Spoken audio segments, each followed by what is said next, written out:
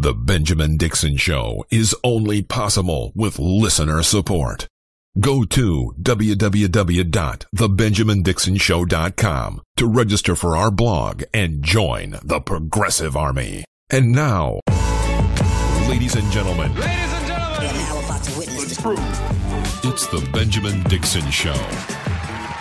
Welcome, ladies and gentlemen. Welcome to the Benjamin Dixon Show. I am your host, Benjamin Dixon. It is Monday, October 30th, 2017. Thanks so much for joining us. You could have been anywhere in the world, but you're here with us, and we always appreciate that. We will be taking live callers, 857-600-0518. There's a lot that happened today. Today was pretty eventful, and it may not have been as eventful as some people wanted it to be. I think some folks thought it was going to be more than what it was. Let me make an adjustment here. But still eventful nonetheless, with the indictment of Paul Manafort and the indictment or the pleading guilty of George. I pronounced that man's last name. I always want to call him Stephanopoulos. But the foreign aid, the foreign advisor for Donald Trump during the election, the Mueller investigation sent down several indictments on Friday, and it took the entire weekend. Now, before I go any further, can I just say George Papadopoulos? No, that's not what I wanted to say. Can I just say that it is, it must be nice to be able to walk yourself into the FBI building and turn yourself in on your own terms. Even though what he did, Paul Manafort, what he did, got him a $10 million bail and house arrest. Even though what he did was that significant, he got to turn himself in. He got to walk in as though it was just, no big deal. George Papadopoulos was an official in Donald Trump's campaign, and he turned himself in on October 5th, or rather, he pled guilty on October 5th, which is almost a full month away, and since then, goodness, what is this man?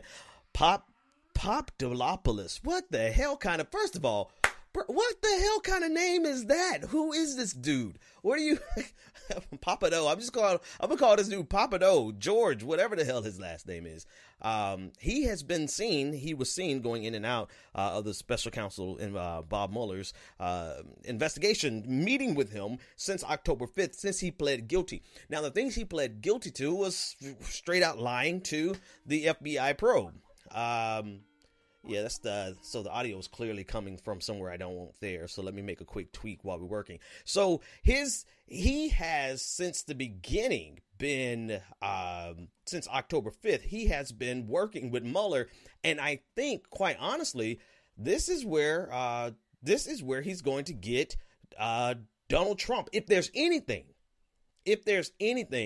on Donald Trump, it's going to come from Paul Manafort turning state. And again, there was 12 charges to his indictment today. Money laundering, which seems to be the most prevalent one, being a registered foreign agent, or incorrectly registering, not registering as a foreign agent.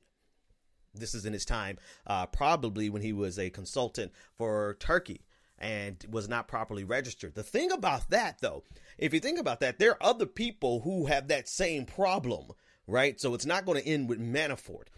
Tony Podesta of the Podesta Group, the Democratic-leaning organization, and Tony Podesta resigned today. And he is also likely to face charges of being improperly registered.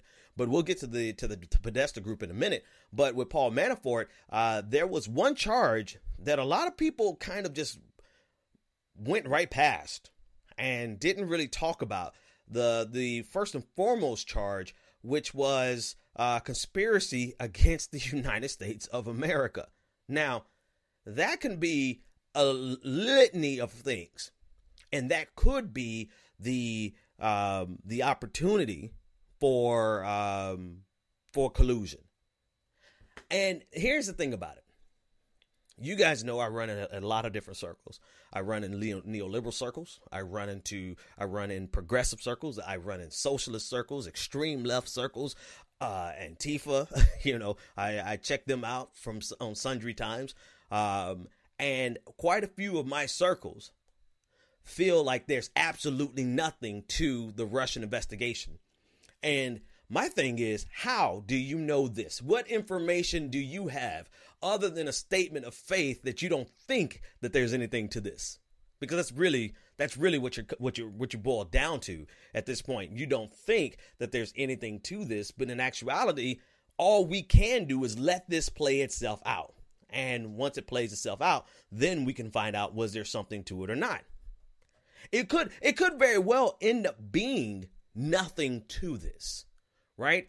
But we have no more evidence right now in the public space to suggest that there's nothing to this than we have in the public space to say that there's absolutely concrete. What we have in the public space is a lot of lying from the Trump administration, which is in and of itself could become the thing that brings them down. I mean, sometimes it's not even the controversy that you're being accused of that brings you down. It's the lying. The subsequent lying that ends up bringing someone down, and the obstruction of justice. That's one charge. If by the letter of the law, if Donald Trump asking James Comey at that dinner, that infamous dinner, to forget about the issue of Michael Flynn, if by the letter of the law that is obstruction of justice, that in and of itself could be enough to bring down Donald Trump. So my advice to everyone is, let this play itself out. Let's see where it goes, because none of us are in the investigative room. None of us are there with that evidence. And anyone who's making a bold statement in one direction or the other is really making a statement of faith, not based on evidence. And, I only have one place that I do that in. And that's religion. That's a religion. I don't have any reason to believe this stuff as a religion. I'm not that bought into this narrative one way or the other. This is like one wonderful place that I could just sit back and actually have full journalistic integrity without any bias competing with the integrity. I mean, I am 100% biased in the progressive direction. I mean, yeah, like I'm not even in this game to try to be an equal side, like the same sides, or what is it? The false equivalencies that the other side is the same. That's not the game. I'm not here for that. You can go to, I don't know, you can go to any number of these outlets for people. I'm 100% about pushing a progressive agenda because I think that's what America needs. And in this case, Russia, I have no horse in this race. I don't care one way or the other. It doesn't move me one way or the other, with the exception of this would be a fascinating turn of events if Donald Trump gets taken down either by his own actions with a possible obstruction of justice with James Comey vis-a-vis Michael Flynn, the Michael Flynn investigation, or Paul Manafort, who has the possibility of 84 years in jail, $10 million bail bond, and he is on house arrest. They had to surrender their passports. I mean, yeah, if he has anything on Donald Trump, you better believe he's getting ready to turn state in no time flat. Let me see, caller. I think I may have this worked out. Caller, you're live on the air. What is your name, comment, and do me a favor, turn down your whatever you're listening to me on, and give me your name, comment, and or a question. Hey, Ben, it's Bryce. Can you hear me? Yeah, I can hear you good, man. You have some, you have a really good timing on your on the delay, but I can hear some echo in the background. But what's on your mind, man? Echo. I don't got nothing on. I don't know. But anyway, so obviously, they're probably. I think they might end up going to jail or, trying to push themselves out of it, or at least some less time. And that, like you said, it could be the downfall of Trump, because if everybody starts telling and revealing stuff, regardless if Russia was involved or not, or whatever the issues are, going to jail. Like something's going to happen, pretty quickly, and this could be the beginning of the end. And I mean, it was a matter of time. Yeah. And then if he tries to get rid of Manafort, then that's obstruction of justice, and it could be a situation where he can get impeached that way, given what like a fast track in the sense of, you're stopping, because he saw his tweets, he's scared to death about what's going on. Yeah. So something is up, regardless of what it is. He's scared to death because he's tweeting like he doesn't know what to do. Right. And one last point, the whole white evangelists in America, it got to go and got to stop, because we're about to go to war with Iran because of these crazy bastards. Yeah. Like we got to stop it somehow, some way. Hey, thanks so much for the call, Bryce. 857-600-0518 if you want to weigh in on the conversation. We're going to get to white evangelicals in a minute, because that's buck wild. I haven't even gotten a chance to start my show properly, man. I wanted to get right into the story, but thanks to all of our patrons for all that you've done, all that you do. And I wanted to pause to thank the patrons, because I have something new coming up that I think is definitely it's going to be interesting. Starting, I don't know if it's going to start this Wednesday. Not sure if it's going to start this Wednesday. Yeah, I'll at least have a preview on this Wednesday. Starting this Wednesday, I'm doing one weekly. I'm wondering, where's this coming from? I have my god doggone cell phone connected to our internet radio phone.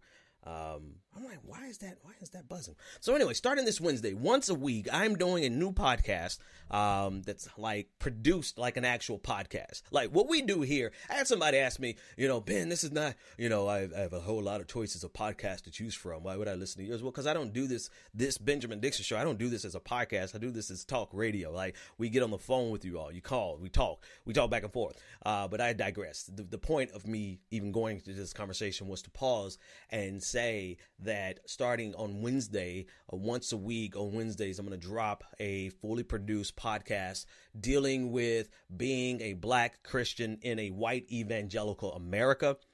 Because there's a fundamental difference between being a black, first of all, being black in general, right? But we cover that pretty regularly. But what we don't cover is being a black Christian in a white evangelical America. Because when I play this clip tonight of Pat Robertson and some of the clips that I come across of John Hagee and all these super famous and rich white evangelical leaders, it really trips me out that they have a fundamentally different view and experience and expectation here in America. And their expectations have been counter or have been detrimental to black Americans in general. And so as a black Christian, there's a lot of things that we have to answer for. Like how do we worship the same God as these white evangelicals who quite literally have throughout the history of America have been our adversaries on thing after thing after thing, have been our slave masters, have been the implementors of Jim Crow, and have now are the main voices in opposition to Black Lives Matter. So there's a lot that we not only have to answer for, but there's a lot of things that we have to explain, because I don't really have a lot of time to do that on this show the way that I not really would like to. I like the show, the Benjamin Dixon show, the way it is. I want to cover all the broad range and spectrum of politics here on this show. But Wednesdays, once a week, I'm dropping a full hour podcast, highly produced, with all the bells and whistles that people like in podcasts these days. And you know what I mean? You know what you listen to. And that's going to be targeting exactly that topic, that intersection of being a black religious person, a black Christian, and having to go to church with some white Christians who just as soon believe that Donald Trump is sent by God and Barack Obama was the Antichrist. Like, that's some crazy stuff when you think about it. Caller, you're live on the air. What is your name, comment, and or question? Ben, how you doing? It's Patrick Blanc from Miramar calling. Hey, man. Long time. How's it going, man? Glad to have you on the line. What's on your mind? Doing all right, man. I just wanted to get your take on this, and just to give you my observation to see if you agree. Okay. Because I think Fox News has really gone off the deep end. I think it matters in this case. It does. Because Fox News to me they've always been conservative, even far right. But now they've come to a point where they're state TV to me. There's no difference between the line that Trump is parroting and what Fox News are telling their viewers. Yeah. And I think we in the left have got to stop acting as if they're honest actors. Yeah. And there's something that has been bothering me over the years, but it's more pressing it now, in that I think we on the left, we view conservatism as a competing political ideology.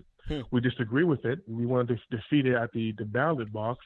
But because we view it as a political ideology, we can make concessions to it. We can hear them out and say, okay, we have a point here. But the right doesn't view liberalism as that. They view it as an inherent evil. And they've been indoctrinated over the last 30, 40 years that because it's an inherent evil, any concession made to it is a sort of complicity with immorality. Yeah. And this is why there isn't any overture we can make that they'll come over, because it's not just a competing political ideology.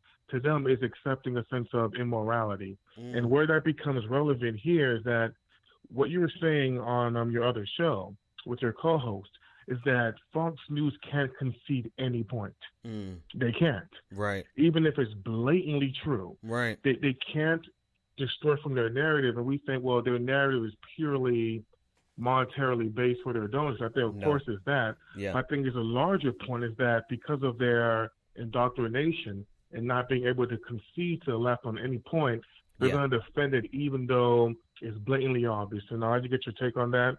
I'll see your call off there. It's good to talk to you again. Hey, good to talk to you, man. Glad to have you on the line. 857-600-0518 if you want to weigh in on the discussion. Yeah, Pat, you said a mouthful right there. I'm not even sure how is.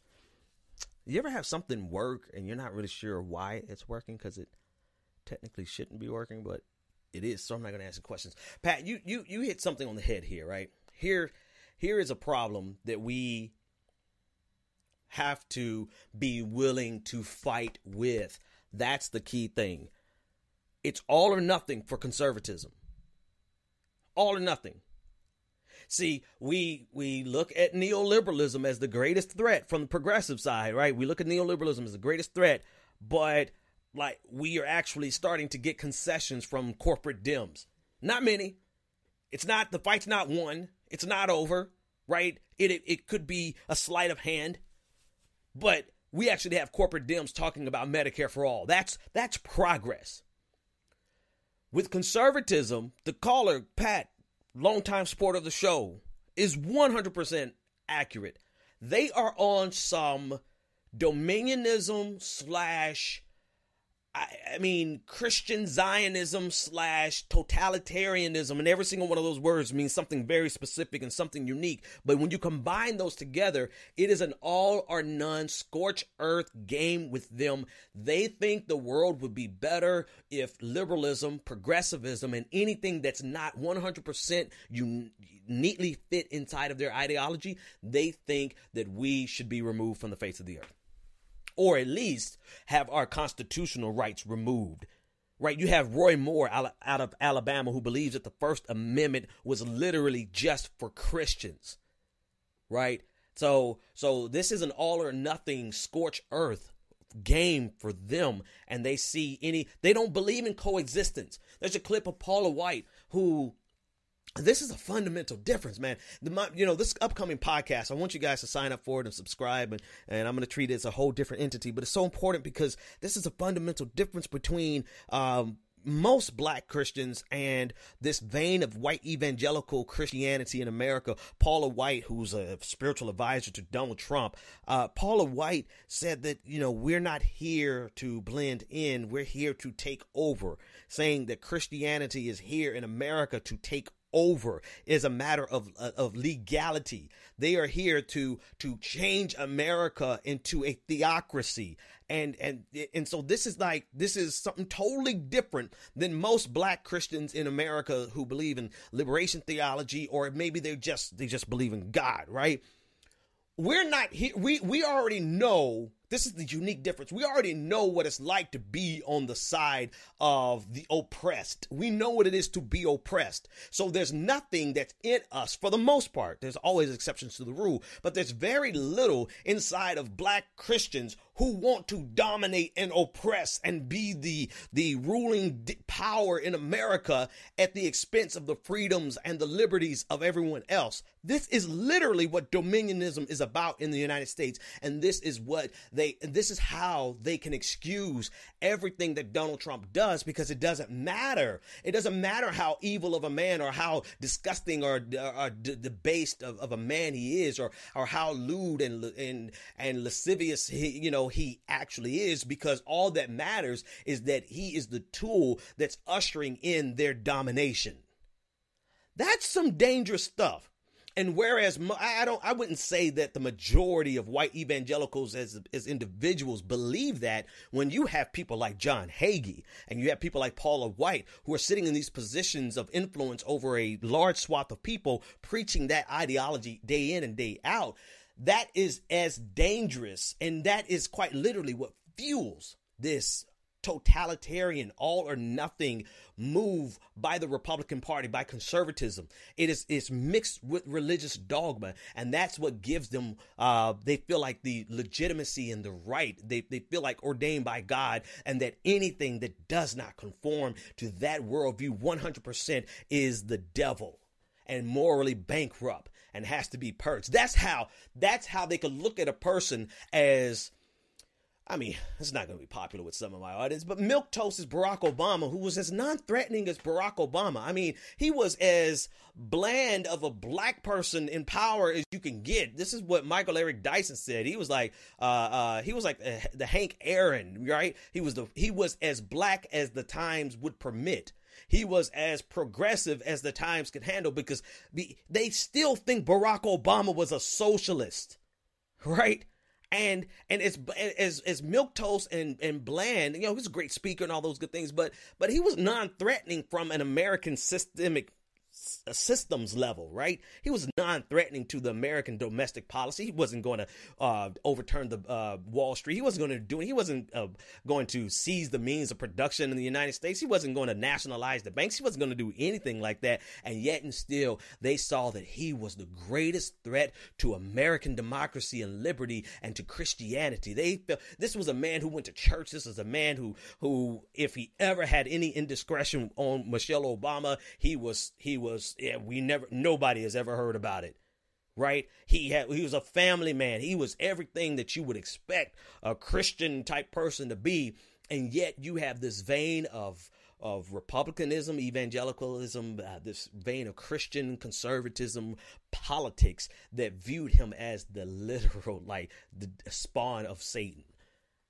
That is the mindset that the caller was talking about. That is what we're up against. And while I feel it's important for us to continue hammering corporate Democrats for power, we can't take our eyes off of this threat that is in power. The people that are in power think like this. Let's take this caller. Caller, you're live on the air. What is your name, comment, and or question? Hi, I'm Samson. Samson, what's on your mind? I'm live right now. Yeah, you're live right now. What's on your mind, my friend? Yeah, I just wanted to talk about today's revelations about the Russia story, and there's this fever on some portions of the left, even up to today right now. They still deny that there is any proof, there is no collusion, and in fact, if some of them are saying that it's Hillary that's the one that is colluding with Russia right now. I was just checking Jim Ross' feed. He says Hillary colluded with Russia to go against Trump. That's what he's saying right now. And this is the guy that did not believe against any collusion. And then I must call out, people don't want to call out the Intercept, the Glenn Greenwald. These guys have been, any fair guy, any person that is fair knows that the Intercept has been they have gone out of their way to excuse Trump on this Russian matter. And anyone that cannot say that with a clear truth has a biased agenda. From the beginning, these guys have excused Trump out of every single step they have given Trump a leeway. But if it was Clinton, I remember how hard they went against her for any speech she did, everything. Glenn Greenwald is a hypocrite, and damn any liberal that doesn't call them out. Man, look at me. Man, they don't mention anything. Michael Tracy, nothing. But man, you know, if this was Hillary, I remember during the campaign, every single thing they went after this woman. My question is, do the same standard for Donald Trump? That's my question. Glenn Greenwald is a fraud. Look at his Twitter right now. He's saying shit. He's still giving excuses. Well, is this, is that. It's bullshit, man. My only thing I say is, uphold the same standard to the two of them. That's all I ask. If you say this is bad for Hillary, it should be bad for Trump. That's the only thing I ask for. Amen. Have the same standard, because it pisses me off the mental gymnastics these people do, man. I literally believe if they see Trump with a smoking gun, it always comes back to Hillary. Their hatred for Hillary. Hillary is done. Who gives a damn about Hillary? I'm like, why are we talking about Hillary uranium? What the hell? Hey, it's Samson. Hang on, Samson. Samson, I gotta cut you off real quick, because didn't you call and do the same exact thing last time? You went off so good, I had to ask where you're from. Haven't you called before? Yeah. Yeah, where are you from? Nigeria? I'm calling. Yeah, but I'm from Hungary. Hungary, okay. Yeah. So this is your second time calling. I'm from Nigeria, but I'm calling from Hungary. So every time you call, you do this, and I appreciate your calls because you don't hold it back and you always bring something to the conversation. So go ahead and finish your thought, because you're actually doing it. But I had to make sure I'm talking to the same guy. Finish your thought. Give me 30 seconds and finish your thought. Yes, no, so I just wanted you to call that mental gymnastics. I like you because you rightfully call out Peter Dow on his extremism and he's calling Bernie Sanders supporters Bernie Bros and the rest. So I call out Peter Dow, but also call out the Glenn Greenwalds and Michael Tracy's. These guys are purposefully obtuse. They are not fair actors in this case. So please call them both out. Call out the Jimmy Dawes and call out the Joy Ridge too. That's all I ask. Be fair, because these guys, they are not fair. So thank you for your time and the touch on that. Hey, thanks for the call, man. You trying to get me in trouble, man. Thanks for the call. But no, I'm going to answer. Follow me up on air. I got to disconnect the call for the next caller. But you trying to get me in trouble, man. And the only reason I say that is because, in the Twitter world, I'm friends with Glenn Greenwald. The professional world, I did some work for The Intercept. But in terms of everything that you said, in this regard, in this space, they drive me crazy. They do. Glenn, I'm sorry. You drive me crazy. Hell, bring on the show. Maybe we'll talk about it. But I mean, that entire team, man, you talk about civil liberties or free speech, the Zed, the Lee Fong. I've had Lee on the show. I've had Zed. I have the entire crew on the show. And man, they're driving me crazy. Like the double standard well, actually, I think Lee is kind of quiet. Or maybe I just muted him on my timeline. Maybe that's what it was. But they do make a lot of exceptions. It's not just that true. He called out Michael Tracy. That's absolutely true. They are all, and I'm trying to see the source of it. I'm more interested in knowing the source of this, right? But they are they make unnecessary exceptions for Trump that, to be redundant, are completely unnecessary, right? And I think they do it in the name of journalistic integrity, but I think they missed the boat on this one. I think they definitely missed the boat on this because in this case, you do not, here's what it is. Here's what it is. And this may not be fair, and I may be wrong, but I don't think I am. If your knee-jerk reaction to things tells me more than anything that you say, where's your initial tendency always fall? And what do I mean like that? If every time somebody says something negative about Donald Trump, your initial reaction is to find a way to disagree with it, even if it's a tacit disagreement or even if it's a silent, or not a silent because they always open their mouth, a tacit disagreement or a technical disagreement or, intellectual jujitsu, not even intellectual, but rhetorical jujitsu, right? They find a way to to distract, to deflect. It's like whataboutisms, it's to colloquy. It's all kind of techniques that I've seen from people like Michael Tracy. And this morning I saw one from Glenn, and I'm like, hey guys, listen, here's the deal. Jeremy Scahill too. Love them all. May never do work with them again for other reasons, but I may. But the truth of the matter is, if you really don't have a race in this horse, a horse in this race, if you really don't have a horse in this race, then just let this thing play itself out, right? Just report the news. This is like literally one of the few places where those of us who don't like Trump and don't like the Democratic establishment, this is like one of the places where we literally can sit back and report the news. And that's it. Report the headline. Or are you saying, are we saying that we disagree with Mueller's decision to charge Manafort?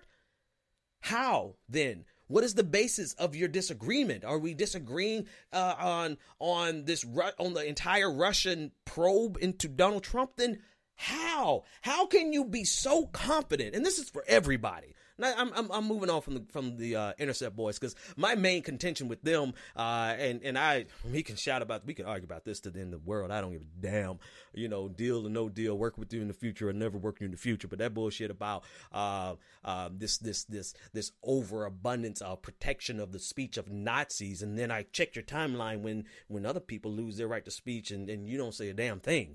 That right there, that's a whole different ball of wax for me. But setting that aside and moving beyond them, because anyway, I don't even have to finish that sentence. But the point is, for everyone, how can you state with such certainty that there's nothing to this Russia story? How? There's so many different avenues of opportunities where this actually could be a thing. And because of the nature of the legal system and the high standard of having to prove your case, and then if you can't prove your case, you may never bring a case, there's a possibility that all of those possibilities of opportunities for actual something and charges could just poof and be nothing, right? It could be either or. And both are realistic possibilities at this point, that those of us who are not inside of this investigation have nothing to support it one way or the other. So the only real journalistic integrity thing here to do is report the news, and let it play itself out. That's it. Now, when I saw the emails from Don Jr., I'm like, this is getting interesting. This is like the first thing that I've seen in public that makes me believe that this actually could be a real thing, right? But does it rise to the legal level of collusion? I have no idea. I'm not an attorney, one, and two, I don't have access to all of the information. So it's very possible that it could be collusion, and it's just as possible from our vantage point, from our perspective, from where we're looking. It's very possible that it could be collusion or not be collusion. But all these people are getting on their high horses, and just as much as it's aggravating to see people who swear up and down that Trump got indicted today, there is that level of stupidity that reigns. But likewise, there's this level of absurdity, of overconfidence from people on the left that most of you are either Twitter friends. I'm in a Twitter DM with you, and sometimes I'm just quiet. I'm like, there they go again. I wish Twitter didn't always notify people when you're reading emails, because I just be reading them like, there they go again. And I know y'all be like, Ben be in this DM, don't say nothing. That's right, because I'm just, kick me out. Or because most of the time, a lot of stuff that's being said around me, I'm like, man, I don't even have the energy to argue with y'all today. I don't. Let's go back to Joy Reid. He said something about Joy Reid. Joy Reid works my last nerves on a lot of issues. I would say 99.999% of the stuff that she talks about, because she has promoted before I go there, this is the thing. It's like the reaction to the absurdity has created an absurdity in and of itself. The reaction to the absurdity of corporate Democrats talking points and hysteria, the Red Scare, because it has been pretty absurd, right? From between Rachel Maddow losing her damn mind on some nights, and Joy-Ann Reid early on fueling the Red Scare on her Saturday and Sunday morning show. And it was getting quite absurd. It's like the reaction has been an overdose of antibodies, right? It's like this has been up here is where, let's start here. My microphone, if you're looking right here at my chest, is normal. This is like, my chest, my goddamn chin. I ain't got no. My students from back in the day are laughing their asses off if they're seeing this and watching this. I need a laugh track. Oh my God, I just clowned myself so hard. Oh my God, I just cracked on myself so hard, and I won't. It's so bad I won't even repeat it. Holy God.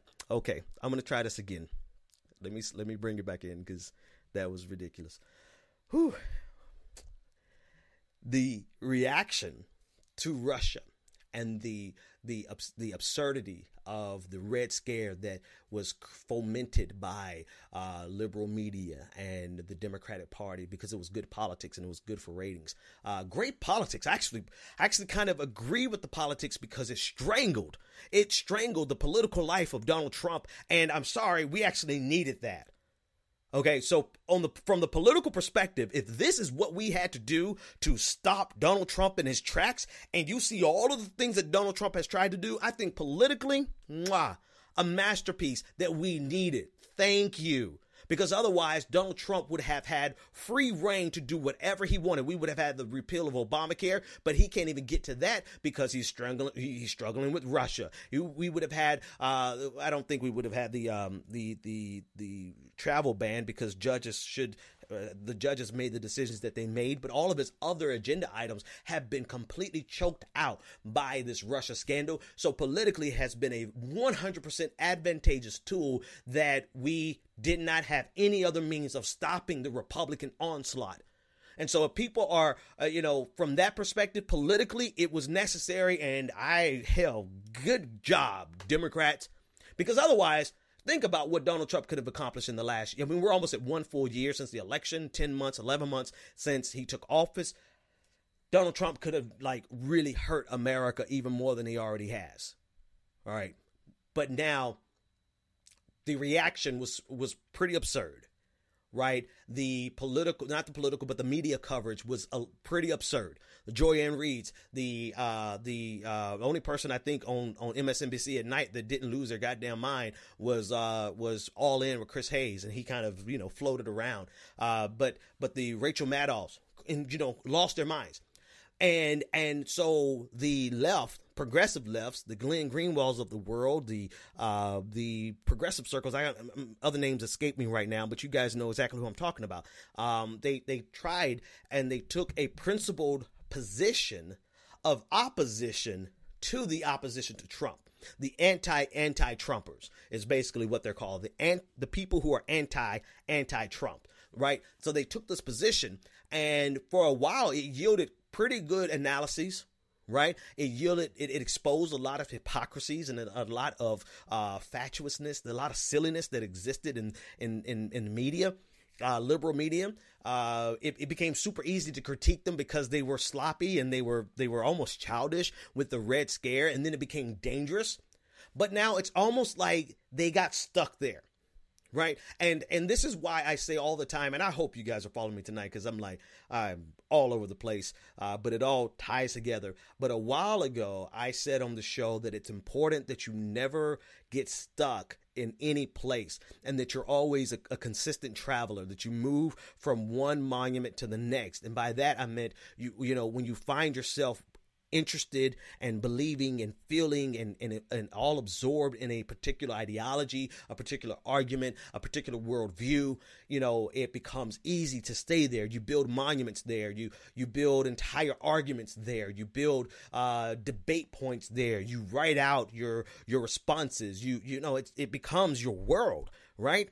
The dangerous thing about that is if you stay there too long, you become you miss the forest for the trees. You don't miss the change. You don't miss what's next. And it's important for you to be flexible enough to move. This is like a really philosophical life kind of thing, but it's true, and it's very evident here in the sense that you had people who took principled opposition to the opposition of Trump, not for the sake of supporting Trump, right? It's not that binary, but for the sake of trying to hold the most powerful people in media and in the political opposition party, hold them accountable to the techniques that they use for opposition. And in a sense, it could be a very principled stance, but it's almost like, yeah, this is where you guys were for the last 11 months. And now you're missing the point, right? You're missing the point because now it's like everything that you say is becoming almost as reactionary. It's becoming as absurd. It's becoming as ridiculous as you're becoming a version of the monster that you are opposing. And this is the best way. Okay, so instead of trying to use analogies or whatever, let me just make it plain. In their attempt to hold liberal media accountable, progressives and leftists and libertarians and people like at The Intercept and other outlets, they held a principled opposition to the opposition of Trump. And now I think they're stuck there. I think that they don't know how to do anything else besides that, because everything they do is like a knee-jerk reaction. It's like, liberal media says something, I got to find a way to oppose it, because liberal media has been so ridiculous all this time, they couldn't possibly be right? Well, no, because as ridiculous, I can't believe I made this thing come full circle. Damn, I'm good. As ridiculous as Joy Reid is, that's where I started. I'm right back where I started. Yeah, give me an applause. As ridiculous as Joy Ann Reid is, as much as she fueled this Red Scare hysteria, as wrong as I think she's been, and as much as she, just made me lose even more hair during the election because of how insidious her narratives and the things she's been a mess. People love her, but I can see right through it. As much as a mess as she is, she actually had a segment last week on the Uranium One deal that is actually spot on. And so if I stayed in my hyper critique of Joy Ann Reid, because 99% of the time I'm probably right, if I stayed there, then I would have ran headlong into a piece that she did on Uranium One that she's actually right about. And I would have rejected it. For many reasons. And I think that's what we have to understand is like, we have to recognize our own implicit biases, man. That's like the bottom line. The bottom line is every single one of us has implicit biases. We're biased. We bring things to the conversation that jade the lens through which we see the world, right? And if your lens through which you see the world is Hillary Clinton is the devil, or Hillary Clinton is the evil, Hillary Clinton is the wrong one, Hillary Clinton is the corrupt one, Hillary Clinton represents the status quo and she's therefore the wrong, all these things. If your entire lens for the last year has been Hillary Clinton is the challenge. This is how you lost. This is how H.A. Goodman lost his mind. This is how H.A. Goodman went from being, he just could not fathom how, mother, please tell me, how do I live in a world where I can't oppose Hillary Clinton? This is how people literally start losing their mind, because they could not adjust to the fact that everything you built your criticism around, everything you built your talking points around, you built your entire platform around opposing Hillary Clinton, and Hillary Clinton is no longer here.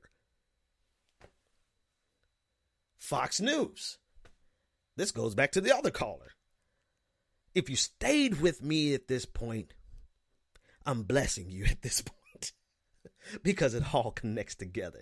I'm not as lost as sometimes I feel. Fox News is exactly the same, except they are intentionally doing this, right? Whereas leftists and progressives who find themselves in this uncomfortable place where they're used to criticizing the Democratic establishment so much, and they're used to criticizing Hillary Clinton so much, and they're used to criticizing the opposition to Donald Trump vis-a-vis the Russian scare, they find themselves in a precarious position because they're uncomfortable shifting away from being in that opposition to the opposition.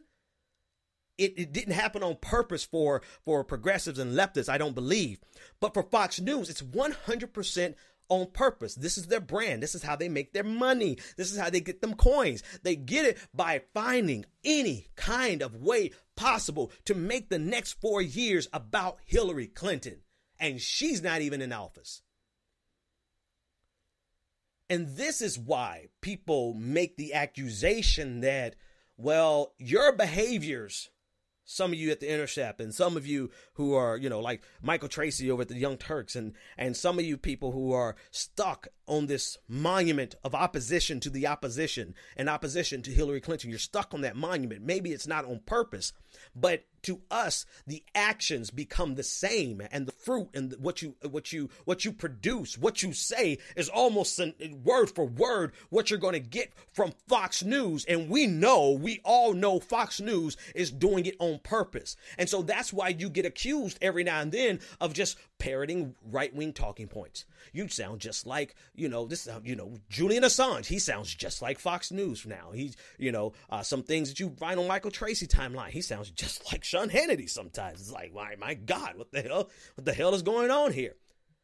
And it's not because you guys happen to be right together. It means it's because you're both wrong, but you're both wrong for different reasons.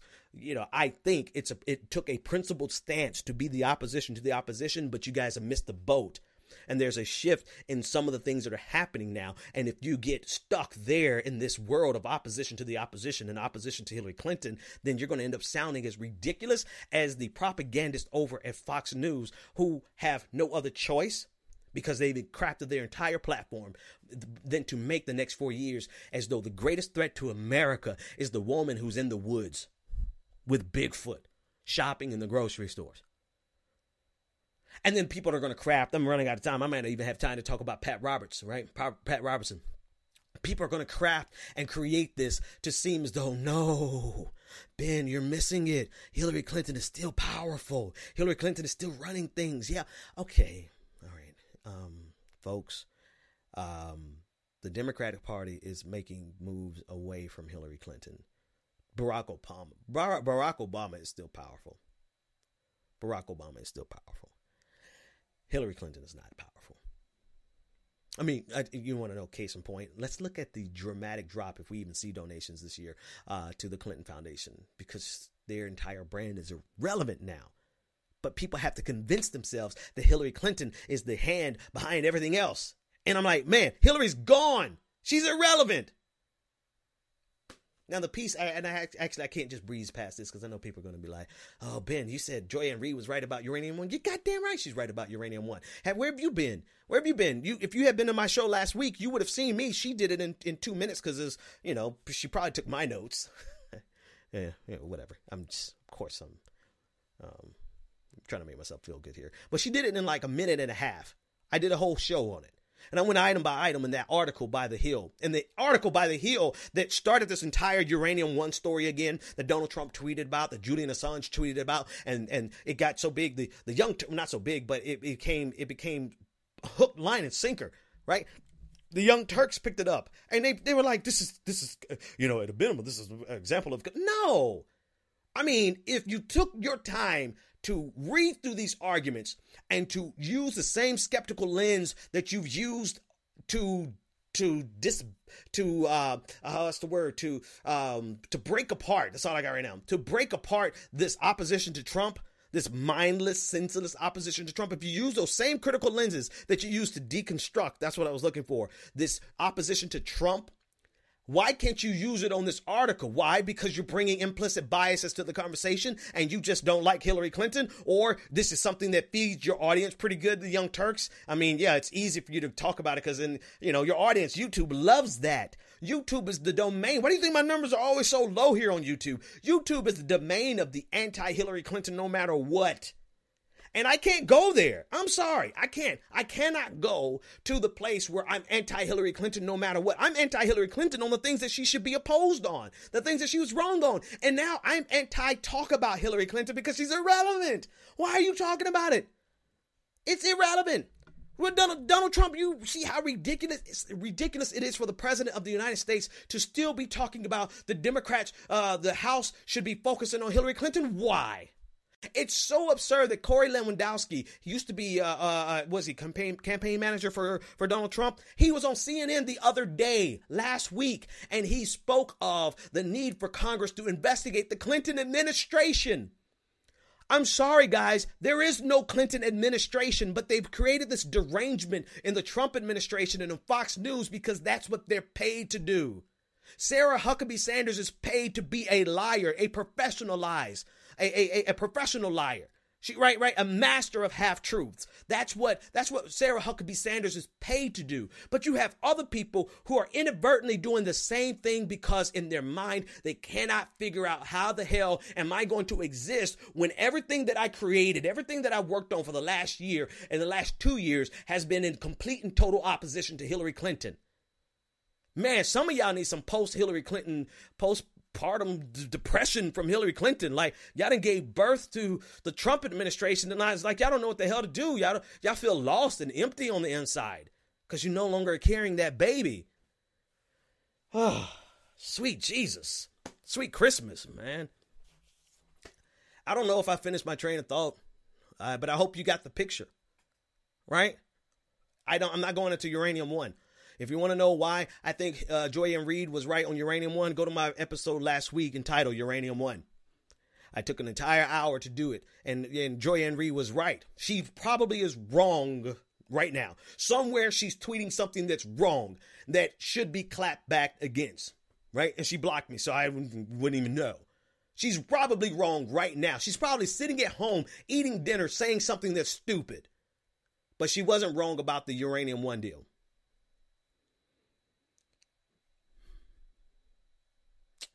All right, let me play this fool. This dumb Pat Robertson, man. I'm sorry. I mean, I don't want to blame. I don't want to be an ageist, but Pat Robertson, man, this is what he had to say about the Manafort. This is what he had to say about the investigation today. Manafort is an easy target, if I can use that term. He has clearly been an agent of foreign governments. They have paid him huge amounts of money. And the chances are he hasn't appropriately registered as an agent. And so there's a technical violation that they could get him on. And that may be what they're going after and then one of his aides. Watch this. But as far as the White House, not a chance.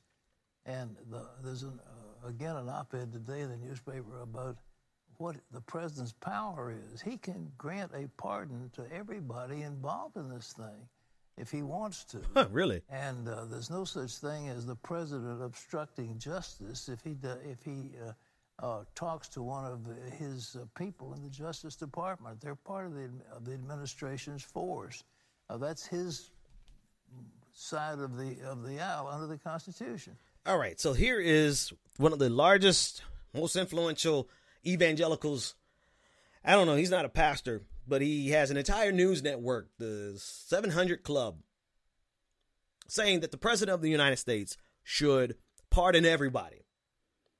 Basically, I mean, he's actually going to say it expressly. Hang on, let's keep listening because it's coming up here. Hang on, don't let me tell you about it. Listen to him. So this whole thing has got to be shut down, and I think they've got what they call the fruit of the poisonous tree. Okay, that's where he started talking about the piece that they got from. But anyway, but he said the entire thing needs to be shut down, and he's calling on the president to use his pardoning power to shut this entire thing down. This is what we're dealing with. This is what the last caller was, or the second to last caller, Pat, was talking about. Because to them, this is the just thing to do for the president of the United States to shut this entire investigation down. Fire Bob Mueller and pardon everyone, or pardon everyone and then fire Bob Mueller, right? They think that this is the right and the just moral thing to do, and for him not to do it is exposing America to the great. They have no respect for justice, for the Justice Department. They have for due process. They have no respect for anything except for their particular perverted ideology. Everything else is an abomination. Everything else is an affront to their morality. Everything else is an anathema to them. They no more want to coexist with people who don't believe what they believe, people who don't conform to their political ideology, than ISIS. And you can quote me on that. They are the Christian jihadists. The only thing is that most of them they have the luxury. I was just getting ready to say, most of them try to eschew violence, but they have the luxury of this imperialistic military being at their beckoning call. The advancement of America's empire abroad tends to be on the exact same side as they are. But if they did not have political power, if they did not have military power because of the synergies of their ideologies or the similarities of their ideologies, they would be some of the most violent people you've seen in the world. And they'd be doing it all in the name of God.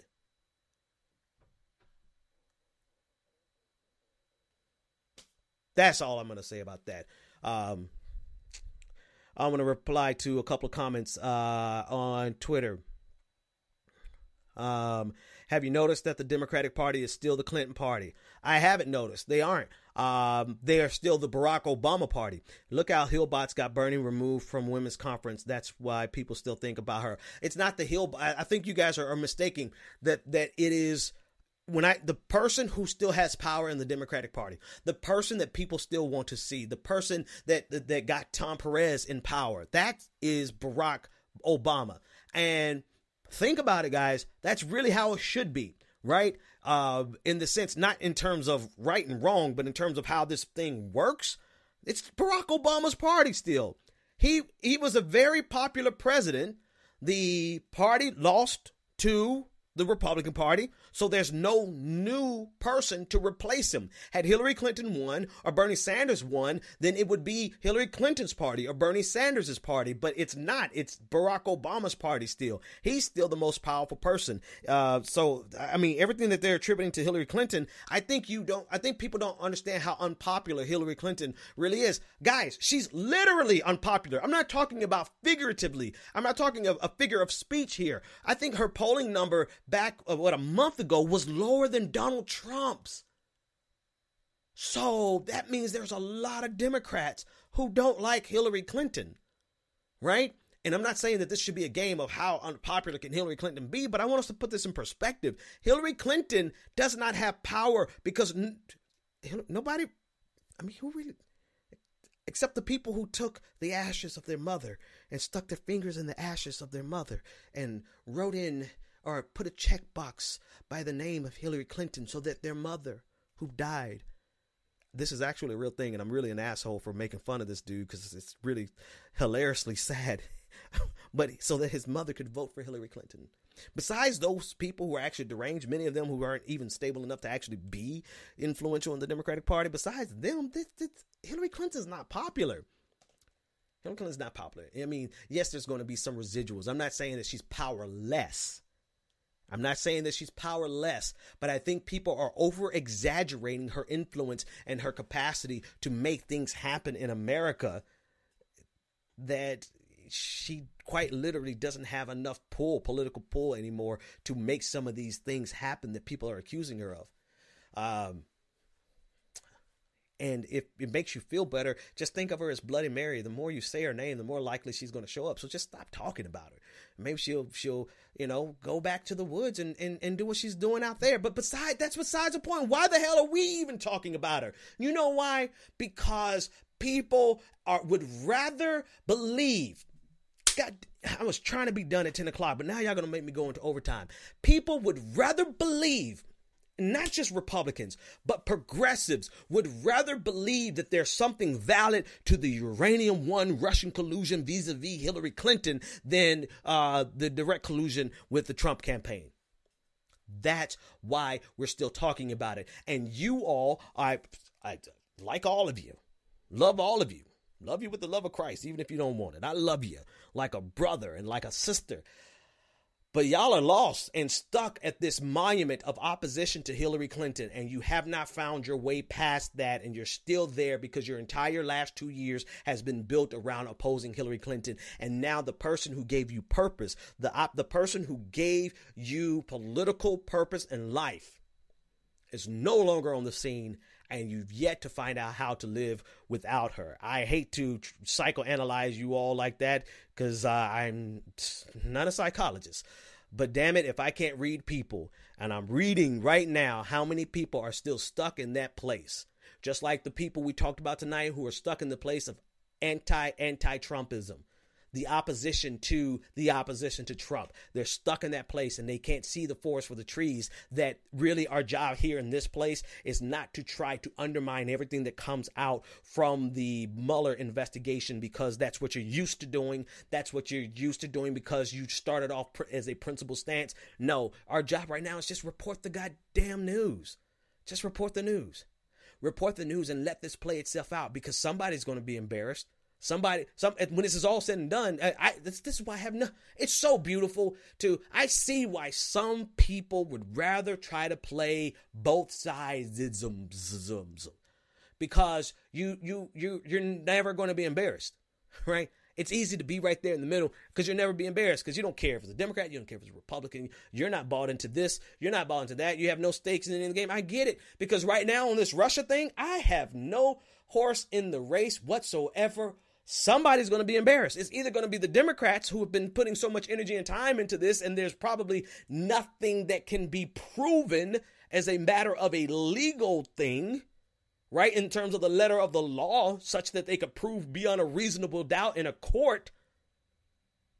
Or Donald Trump's going to be embarrassed, and there is something that they can prove, and somebody's going to go to jail besides Paul Manafort. Anybody who says that they know is saying it to you as a statement of faith, because nobody knows except the people who are doing the actual investigation. Tomorrow. The Benjamin Dixon Show is only possible with listener support. Go to www.thebenjamindixonshow.com to register for our blog, join the Progressive Army, and support The Benjamin Dixon Show. It's Ben Dixon! If you like this episode, be sure to share, like, and subscribe.